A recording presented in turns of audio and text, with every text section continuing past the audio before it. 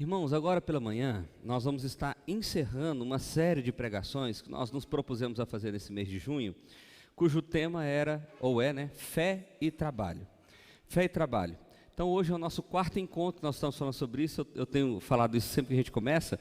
Se você vai assistir pela primeira vez essa série de pregações, não tem problema, é como aquele filme de sequência que se você vê o número 4, não vai dar para você acompanhar tranquilo. Mas eventualmente, se você puder, voltar lá no canal do YouTube da igreja e ver a sequência todinha direitinho, isso ainda vai expandir ainda mais o seu entendimento. Nós já falamos sobre a queda do trabalho, falamos sobre a redenção do trabalho e hoje nós vamos falar sobre a eternidade do trabalho. Criando a história da redenção como guia de como a gente construiu essa série de pregações. A história da redenção ela é contada pela criação, queda, redenção e glorificação ou consumação. Então, tudo que a gente entende sobre o Evangelho de Jesus pode ser resumido nesses 4 pontos. Deus criou todas as coisas, o homem, desobedecendo a Deus, perdeu tudo aquilo que Deus criou de maneira perfeita e agora a gente vive no pecado. Cristo redime aonde o homem pecou, onde o homem errou, então ele restaura.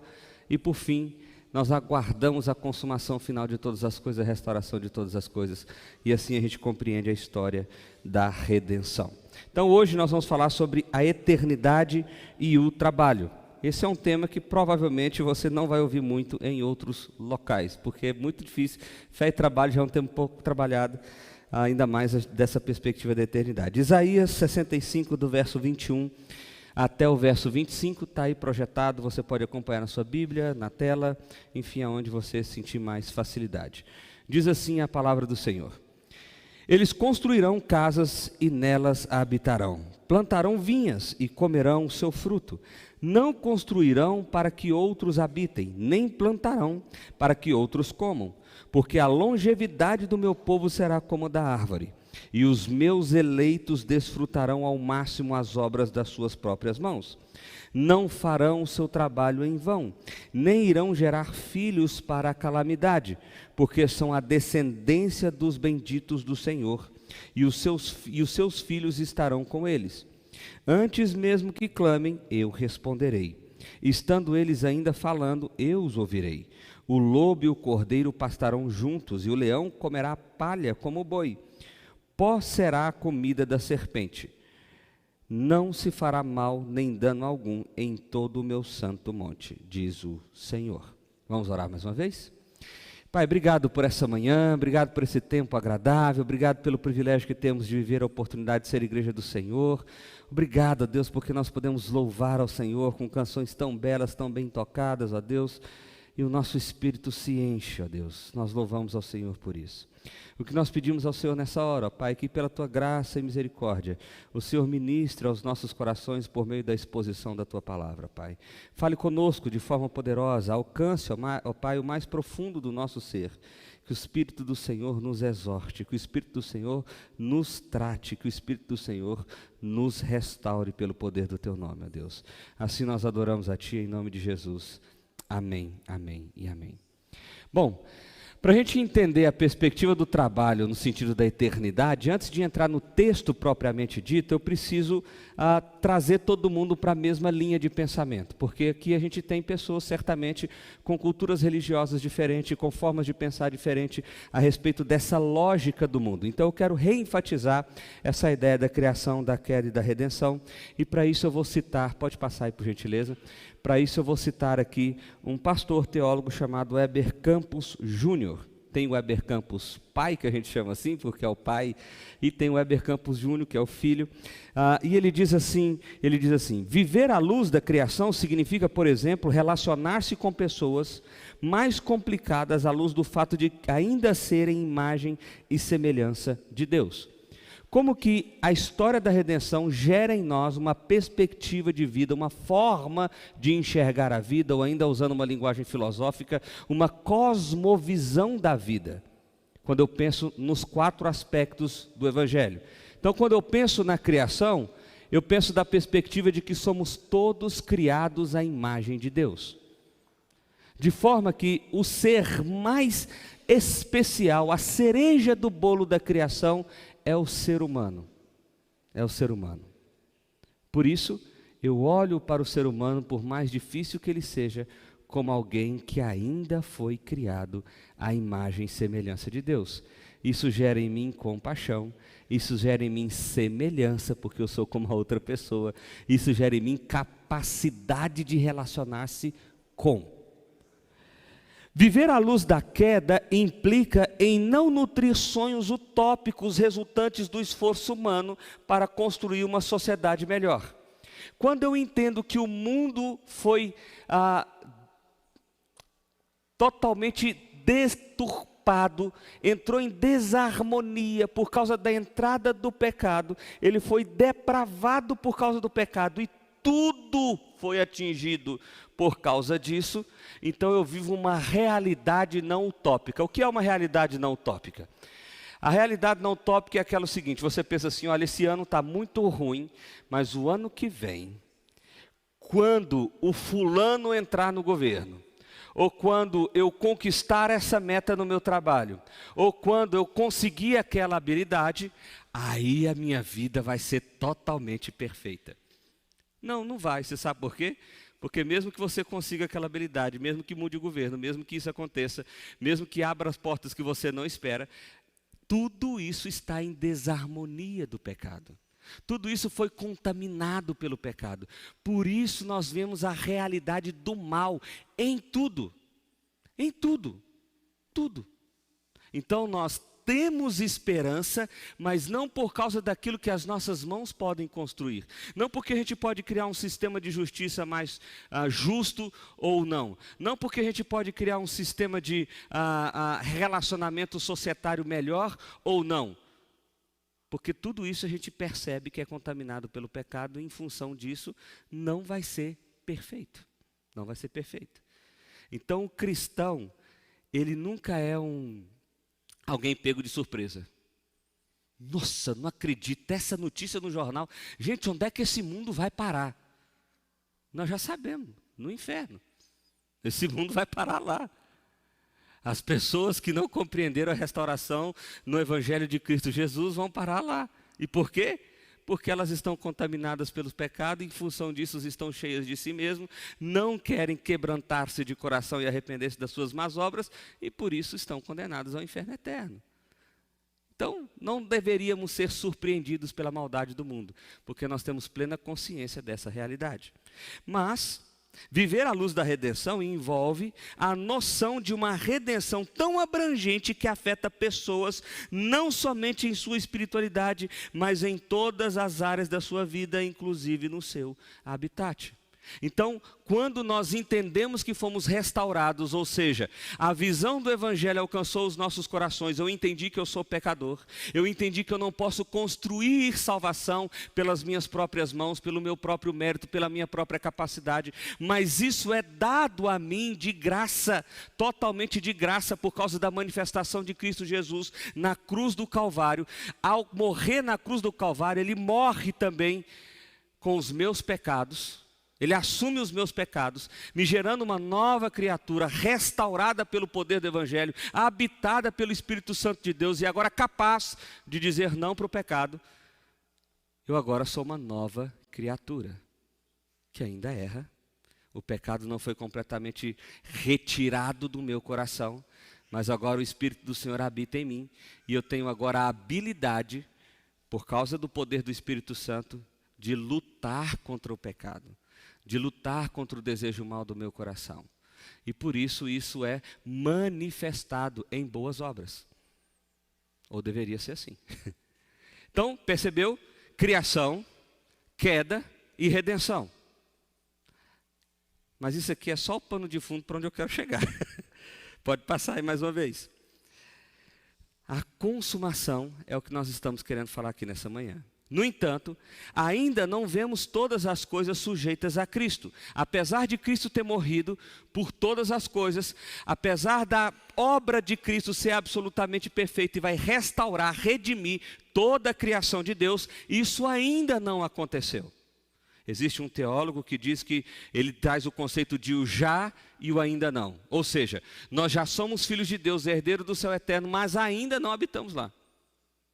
Nós já fomos restaurados por causa do poder de Cristo, o nosso pecado já foi pago na cruz do Calvário, mas ainda não tivemos todo o pecado retirado do nosso coração. Então nós vivemos nessa tensão do já e do ainda não. E é aí que entra a consumação. A consumação é o fim da era presente e o começo de uma eternidade sem o efeito da queda. Se a redenção é fundada em atos, morte e ressurreição de Cristo Jesus, derramamento do Espírito no Pentecoste, etc., que redundam em um processo de restauração, a consumação é o fim desse processo. O que nós estamos aguardando agora então? A consumação. O dia em que Cristo virá novamente e vai restaurar de uma vez por todas a criação. Vai retirar o pecado do mundo. Quem tiver aqui para o inferno vai para o inferno. Quem tiver aqui para o céu vai para o céu. Nós vamos ter agora um corpo glorificado, totalmente redimidos. A restauração do Espírito Santo, a restauração de Jesus em nós vai ser absolutamente completa. Aquele texto que diz assim, aquele que começou a boa obra há de terminar, está se referindo a isso aqui. Não é uma promessa específica que você está achando que vai ganhar, não. É muito maior do que isso. O que Deus está dizendo ali é o seguinte, Ele que começou a restauração em você, e você já experimenta o efeito disso, Ele vai terminar essa restauração de uma vez por todas, de maneira completa, na sua segunda vinda. É isso. Então, esse é o pano de fundo para a gente entender, e agora sim, a gente vai entrar no texto. Por quê? Por que eu precisei fazer esse pano de fundo? Primeiro, para que a gente possa estar todo mundo na mesma página. E segundo, para que a gente possa olhar agora para esse texto de Isaías 65, onde Isaías está tendo uma visão futura da eternidade, recebendo essa profecia do que seria essa vida na eternidade, e ele está narrando uma série de coisas ali nesse capítulo 65, até que ele vai chegar no verso 21 e vai explorar de forma mais intensa a ideia do trabalho, que é o que interessa para nós aqui nessa manhã. Então, em primeiro lugar, o trabalho como fruto e bênção. Olha só o que diz o texto. Eles construirão casas e nelas habitarão, plantarão vinhas e comerão o seu fruto. A primeira coisa que a gente pode perceber aqui é que na eternidade nós vamos trabalhar. Ficou triste? Eu queria saber quem que inventou o trabalho que eu vou pegar essa pessoa. Pô, foi Deus, então eu acho que é melhor você não mexer com isso. O trabalho, meu irmão, é algo natural a nós. Trabalhar, fazer, realizar. Nós somos criados nessa condição. É por isso que quando há ociosidade, é por isso que quando nós ficamos parados por tempo demais, esse negócio começa a incomodar. E a gente vai tendo algumas perturbações emocionais. A coisa vai tirando a gente do eixo, porque o senso de falta de propósito é muito grande. Por isso o trabalho foi algo que Deus criou lá no Éden, e é algo que vai estar presente lá na eternidade. Ninguém vai ficar sentado, todo mundo, eu não sei você, mas eu já tive uma imagem muito tediosa do céu. De que a gente vai ficar sentado assim numa rede. Ó, estrela cadente passou. Olha lá o Gabriel conversando com o Miguel, olha lá. Tá. Um negócio chato, um negócio assim ruim. Eu não sei quem foi que inventou essa, mas parece que a gente tem uma imagem de céu que é assim. Não! O céu vai ser uma continuação da história. Restauração, não é resetar. Pensa num vaso que caiu. Você tem um vaso aqui muito bonito. Ele caiu, puf. Aí você leva para um restaurador. O que ele vai fazer? Ele vai pegar aquele vaso e vai trabalhar para que ele volte o máximo da condição original dele. Não é isso? É isso que Jesus vai fazer com a história. Jesus não vai chegar aqui e vai resetar a gente assim, ó, pup. Aí não teria nem sentido. Ele vai restaurar. A história vai ser uma continuação do que já existe. Quer ver uma coisa? Nós vamos saber quem nós somos. Você vai ser você. A Bíblia diz em Apocalipse 20 que nós vamos passar pelo julgamento do último dia. E nesse julgamento, o que vai estar lá, meu irmão? A sua história, as suas obras. Agora, vê se faz sentido. Você passou pelo julgamento. Está claro que você merece o inferno. Está claríssimo. Aí lá aos 46 do segundo tempo do julgamento, Jesus fala assim, não, está comigo. Pode abrir o livro da vida aí, vê se o nome dele está aí completo. Aí vai abrir lá, e você já está aqui. Você já estava indo em direção ao capeta. Já estava todo mundo rindo de lá, e você assim, cabeça baixa. Lembra do Chaves? Do Chaves, do Kiko? Não tinha um momento que ele fez... Você já estava indo. E aí Jesus te resgata e fala, não, você me pertence. Eu morri no seu lugar.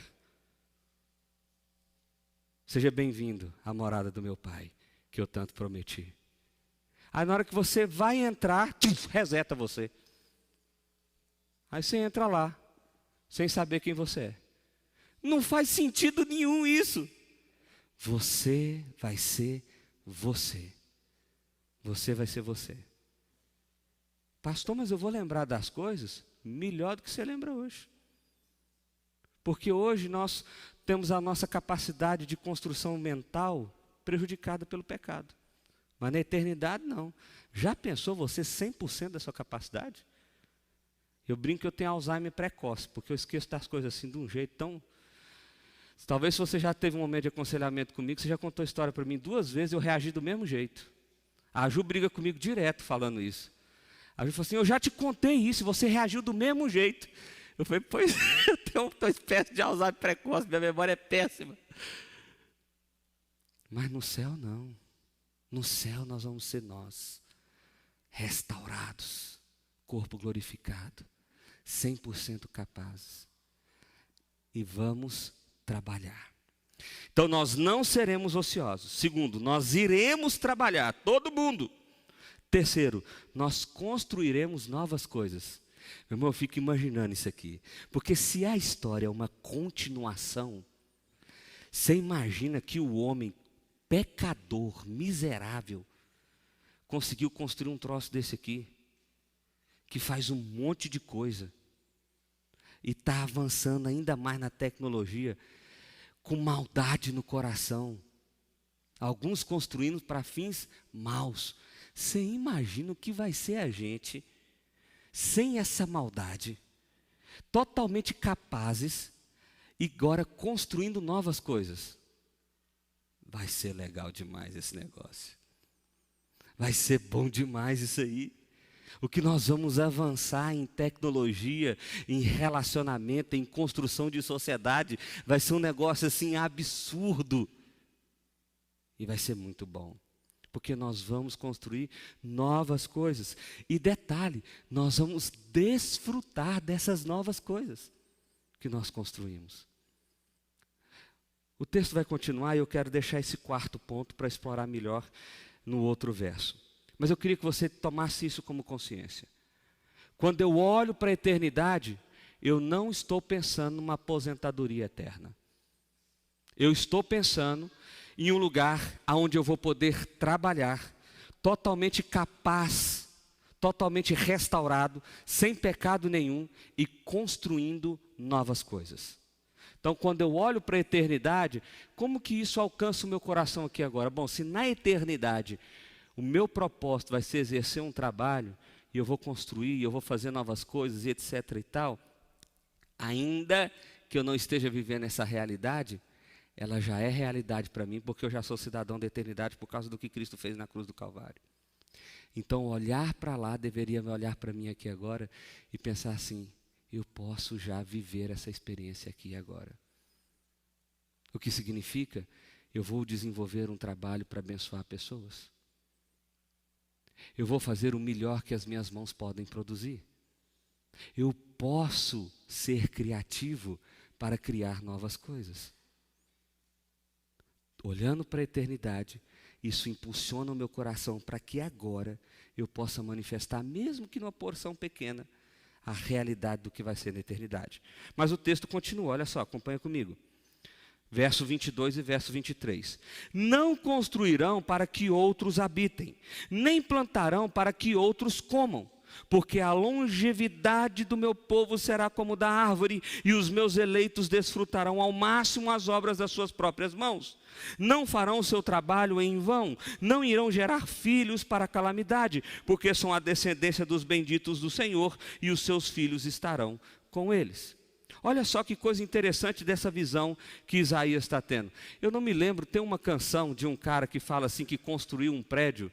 Olha lá, seu moço, eu construí um prédio, não sei o quê, e ele não pode entrar no prédio. Eu esqueci o nome desse cantor, gente. Como? Zé Ramalho? Não. Geraldo Vandré? Não sei. Depois vocês vão procurar essa música aí. Eu acho que o Zé Ramalho gravou. Eu lembro de ouvir essa música na voz do Zé Ramalho. E a música deve ser desse Geraldo. Pronto, resolvemos o problema. Tá tudo certo. Então o Geraldo escreveu, o Zé cantou e beleza. Mas o que eu acho interessante dessa música é que ele conta a história de um prédio muito bonito que ele construiu. De que ele se dedicou, mas ele não pôde entrar. Por que ele não pôde entrar?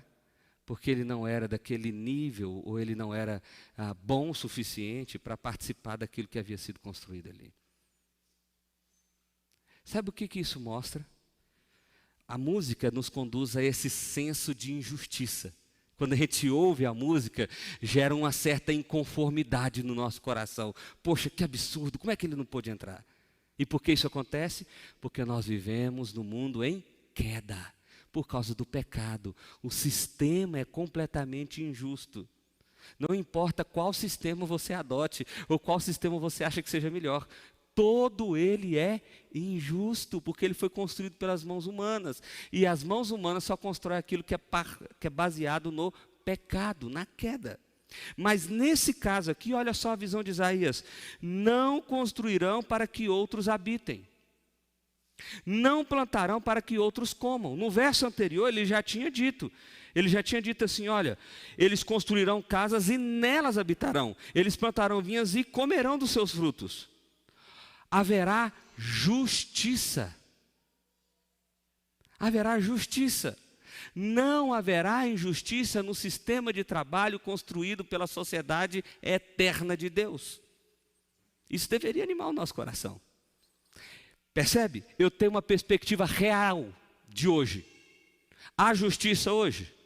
Há um sistema que vai me proporcionar uma sensação de justiça plena aonde eu estou hoje? Não. É por isso que no seu ambiente de trabalho, há momentos em que você pensa assim, gente, como que pode? Como é que um negócio desse pode acontecer?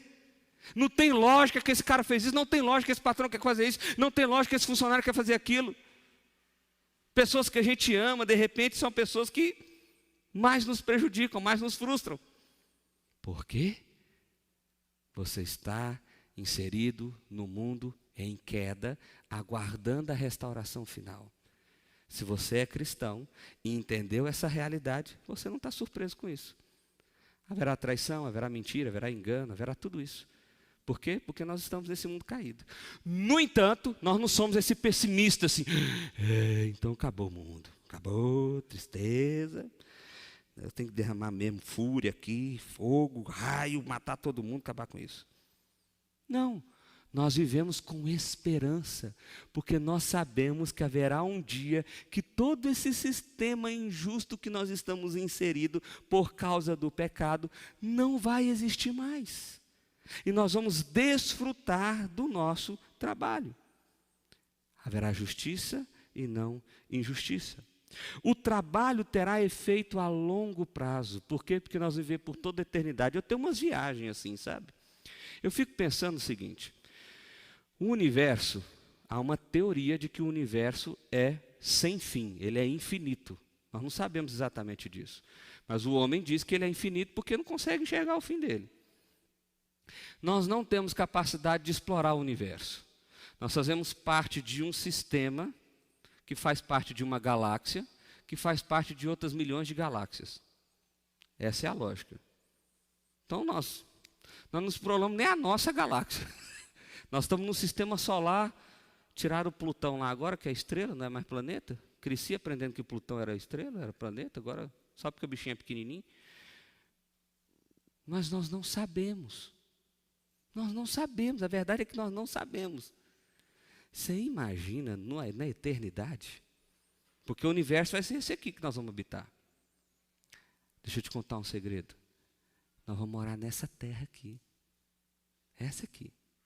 Essa aqui mesmo. Só que numa versão 2.0, totalmente restaurada. Você imagina um lugar onde não tem violência, onde não falta comida, onde não tem insegurança, onde todo mundo fala a verdade, onde todo mundo se ama, onde todo mundo quer estar junto. Você imagina? Gente, se uma picanha é gostosa aqui, e ela está contaminada pelo pecado, você imagina na eternidade. Você imagina. E nós vamos desfrutar de todo o trabalho de nossas mãos. Não haverá sistema de injustiça. Vai se compartilhar todos os recursos. Nós vamos ter prazer em fazer isso. Vai ser um trabalho completamente exercido na justiça de Deus. E ele terá efeito a longo prazo. A minha viagem que eu falei é que eu fico pensando que nós vamos explorar o universo aí. Vai ser bom demais, já pensou? O Elon Musk está fazendo uma espécie de negócio para ir para a Lua, né? Marte, já está em Marte já? Ô, louco. Está indo para Marte, tentando ir para Marte e tal, não sei quantos anos. Não sei nem se vai estar vivo quando começa a terminar de fazer isso aí. Mas você imagina a gente agora vai poder construir alguma coisa parecida com isso?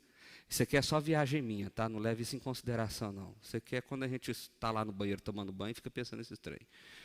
Mas eu fico pensando, como a gente vai ser capaz de explorar aquilo que Deus criou, a beleza do que Deus criou, a criação de Deus, vai ser lindo demais. Desfrutaremos de todo o trabalho e de todos os benefícios do trabalho. E isso vai alcançar as próximas gerações. Essa linguagem aqui, ela é poética, então não leve em consideração, porque há uma discussão aqui se vai ter filhos ou não vai ter filho na eternidade. Essa é discussão muito difícil. O mais comum é pensar que não teremos filhos na eternidade, mas a ideia ele está querendo trazer uma ideia aqui de que a justiça alcançará tempos muito futuros. Ela não vai ser temporária, ela não vai ser por um momento. Não é que vai ter uma fase boa no céu, onde a gente vai trabalhar, construir coisas novas, todo mundo está feliz, todo mundo está alegre, está todo mundo animado, etc. e tal. Passou 50 anos, deu uma crise, acabou com tudo. Não. O que ele está querendo dizer aqui é o seguinte, haverá longevidade. Por quê? Porque vocês serão eternos, nós seremos eternos. E o fruto dos nossos trabalhos também serão eternos. Também serão eternos. Terceiro lugar, o trabalho com paz. Isso aqui é maravilhoso. Olha só o que diz o verso 24 e o verso 25. Antes mesmo que clamem, eu responderei. Estando eles ainda falando, eu os ouvirei. O lobo e o cordeiro pastarão juntos, e o leão comerá palha como o boi. Pó será a comida da serpente. Não se fará mal nem dano algum em todo o meu santo monte, diz o Senhor. O que Isaías está vendo? Gente, nós vamos estar numa construção de um ambiente de trabalho em completa paz. Por quê? Porque, em primeiro lugar, nós teremos o próprio Deus como juiz desse processo. Antes da gente pensar, ele já veio. Antes da gente, ele já está lá. E segundo, não haverá ameaças. Aqui a linguagem tem a ver com essa construção de agricultura, da agropecuária, porque era o ambiente de trabalho mais comum ali na cabeça de Isaías. Mas a gente poderia usar uma linguagem hoje de dizer assim, olha, não vai ter aquele tubarão no mau sentido, aquela pessoa que quer passar você para trás. Não vai ter aquela concorrência desleal entre empresas que trabalham no mesmo ramo. Não vai haver aquela tentativa de sabotagem. Não vai haver, porque vocês vão trabalhar em paz. Você imagina o que é para um pecuarista não correr o risco de ter ali o seu gado, de ter ali como é que fala, gente? Rebanho, sendo atacado por outros animais selvagens.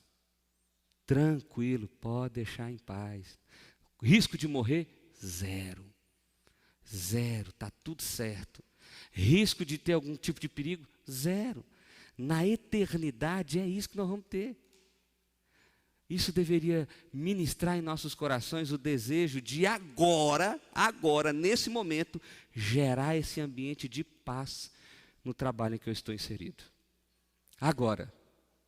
Porque eu já sou filho de Deus. Lembra do já e do ainda não? Eu já sou. Essa já é a minha realidade. Ainda que eu não desfrute isso de maneira plena. Mas qual é o meu dever agora, uma vez que eu fui redimido e restaurado por causa da obra de Cristo Jesus? Manifestar agora o que vai acontecer na eternidade.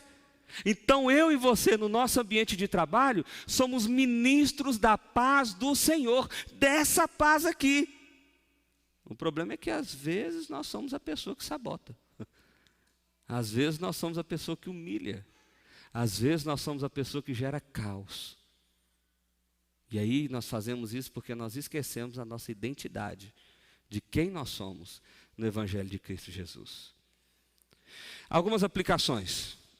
Por que é importante integrar fé e trabalho? Vamos lá.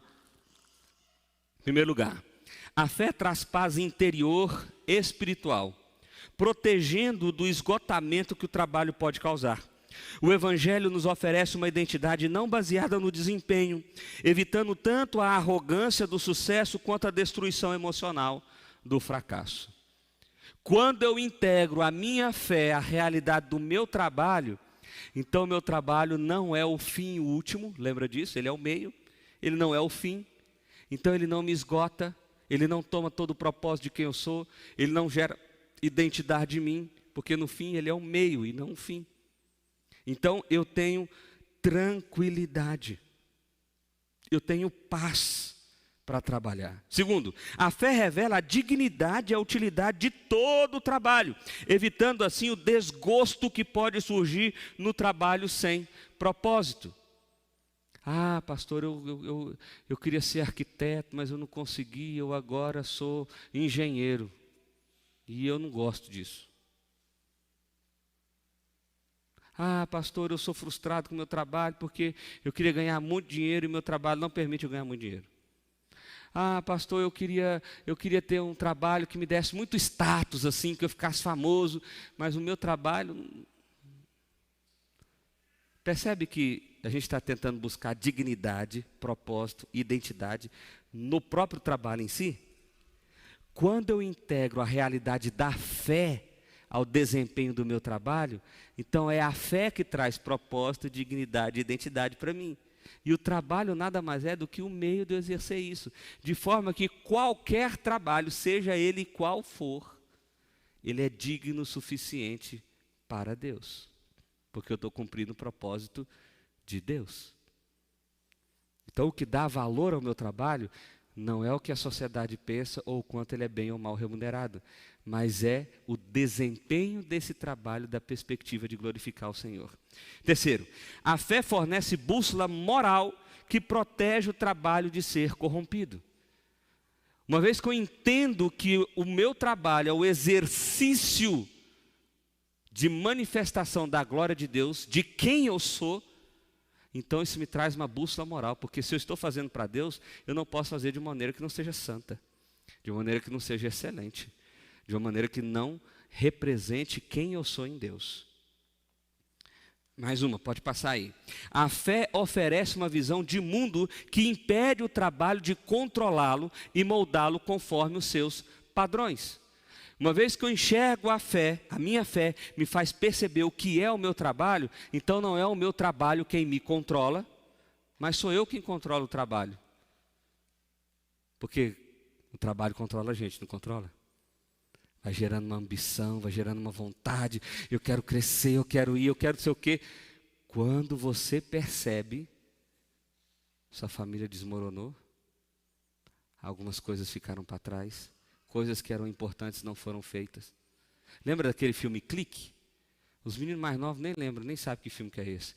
Porque a gente fica falando de uma referência de filme aqui, mas eu esqueço que eu estou ficando velho. Então, assim, mas o filme Clique mostra muito isso. O cara vai pôr no controle remoto lá, passou 20 anos, a filha dele que tinha bebezinha já está desse tamanho. E ele perdeu tudo. Por quê? Porque ele queria obter vantagem no trabalho dele. Ele não queria passar pela parte chata, que era estar com a família, ou que era estar ali. Ele queria só ter vantagem no trabalho e passar logo para a próxima fase, a fase onde ele estivesse bem. Quinto, a fé traz uma esperança que evita que o trabalho esmague o seu espírito. Olha só que coisa linda. Meu trabalho deu tudo errado. Tudo errado. Não consegui sucesso. Não consegui crescer. Não consegui nada do que eu imaginei. E eu estou me sentindo o pior ser humano da terra. Se a minha fé está integrada à realidade da minha percepção do trabalho, então nada disso diz realmente quem eu sou. Porque o que afirma quem eu sou é o que Cristo fez na cruz. Independente do meu trabalho ter dado certo ou ter dado errado, eu ter conseguido ou não ter conseguido, quem eu sou? Eu sou filho de Deus, tendo a identidade forjada na cruz do Calvário. Eu sou herdeiro do céu eterno. Eu já sou cidadão do céu, ainda que eu não desfrute disso de maneira plena e completa. Então o sucesso do meu trabalho não é o que define a minha identidade, mas é o que Jesus fez por mim. É o que Jesus fez por mim. Sexto e último lugar. A fé me faz olhar o trabalho com prazer e alegria, como expressão de quem eu sou em Cristo Jesus. Isso aqui deveria ser a marca do cristão. Eu já brinquei disso da outra vez, né? Você chegar numa segunda-feira e falar, bom dia! E seu escritório fala assim, o que aconteceu com esse infeliz? Esse bom dia já deu vontade de dar um soco nele. Que ânimo é esse, rapaz? Segunda-feira, início de mês. Eu estou feliz, porque eu estou tendo a oportunidade de exercer a vocação que Deus me deu nesse ambiente de trabalho. E eu posso fazer isso em paz, com excelência, com alegria. Se der certo, se deu errado, esse não é o negócio, porque eu sou quem eu sou por causa de Jesus. E estou em paz com isso. E está tudo certo. E eu já quero manifestar a eternidade do que é o trabalho na eternidade aqui e agora. É isso que eu quero. Quero finalizar com uma frase do Tim Keller, que diz assim: quando vemos nosso trabalho como uma vocação, como uma chamada de Deus, isso muda tudo. Começamos a ver que o trabalho é um lugar onde Deus nos quer, servindo e amando aos outros. Meu irmão, a minha expectativa é que desse mês, onde a gente pensou sobre esse tema, você possa ter tido uma visão mais ampla do que é o trabalho e de como você pode desempenhar ele. E agora, olhando para a eternidade do trabalho, para essa visão que Isaías recebeu de Deus sobre o que vai ser o trabalho na eternidade, você não pense assim, tudo que eu quero é ficar sentado esperando a morte. Faz isso não. Diminui seu ritmo, está tudo certo diminuir seu ritmo. Mas fique feliz com a oportunidade que você tem de trabalhar. Fique feliz com a oportunidade que você tem de manifestar a graça, a bondade de Deus através do seu trabalho. Fique feliz de exercer a sua vocação por meio do seu trabalho. Vamos orar? Feche seus olhos.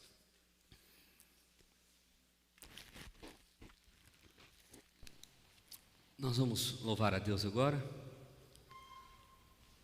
Enquanto nós cantamos essa música, eu queria que você refletisse sobre essa realidade do trabalho. Como que você tem enxergado? Como que você tem vivido e percebido? E que Deus possa te usar de maneira muito poderosa, muito graciosa, para manifestar a bondade e o amor dele, através da sua vida e através daquilo que você faz. Feche seus olhos, ouça essa música e coloque seu coração no Senhor.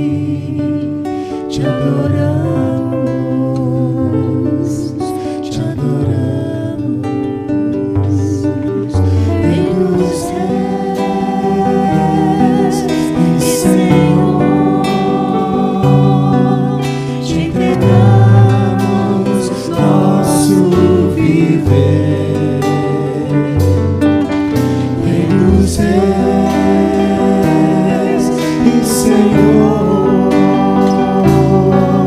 te entregamos nosso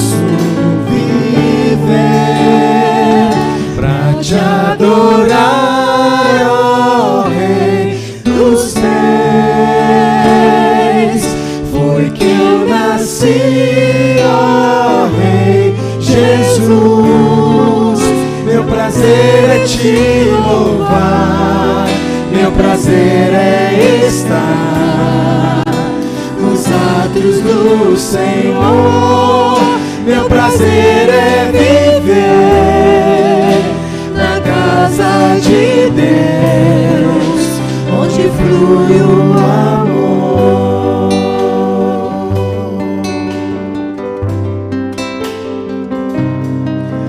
Em espírito, em verdade, te adoramos, te adoramos. Em espírito, em verdade, te adoramos, te adoramos. Rei dos reis e Senhor, te entregamos nosso viver. Rei dos reis e Senhor, te entregamos nosso viver pra te adorar, ó Rei dos reis. Foi que eu nasci, ó Rei Jesus. Meu prazer é te louvar, meu prazer é estar nos átrios do Senhor. Meu prazer é viver na casa de Deus, onde flui o amor. Pra te adorar, ó Rei dos reis, foi que eu nasci, ó Rei Jesus. Meu prazer é te louvar, meu prazer é estar nos átrios do Senhor. Meu prazer é viver na casa de Deus, onde flui o amor.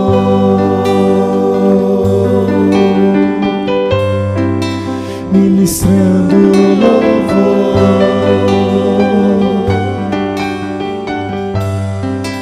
onde flui o amor.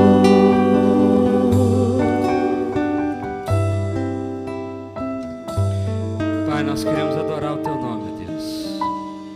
Louvado seja o Senhor, ó Pai, pelo privilégio de servirmos ao Teu nome. Obrigado, Deus, porque o Senhor nos deu propósito, missão, identidade. Nós estamos perdidos, ó Pai, nós sabemos quem nós somos, porque nós estamos aqui e o que nós temos que fazer. E sobretudo sabemos para onde estamos indo, ó Deus.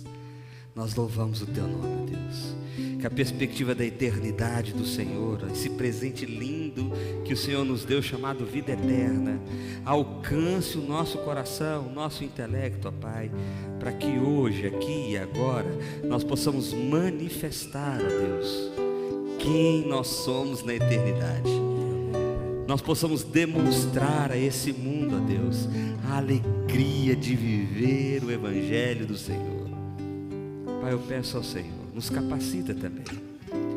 Há dias em que estamos fracos, há dias em que estamos confusos, com medo, há dias em que a ansiedade toma conta do nosso coração e estamos perdidos, ó Pai.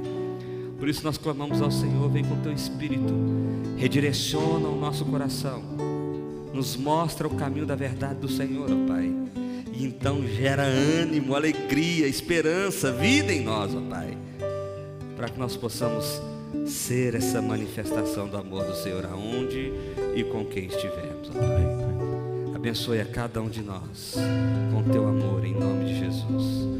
E que agora a graça do Senhor Jesus, o amor de Deus e eterno Pai, e as consolações do Santo Espírito de Deus repouse sobre todos nós e todo o povo do Senhor reunido sobre a terra, hoje e por todo sempre. Amém. Amém.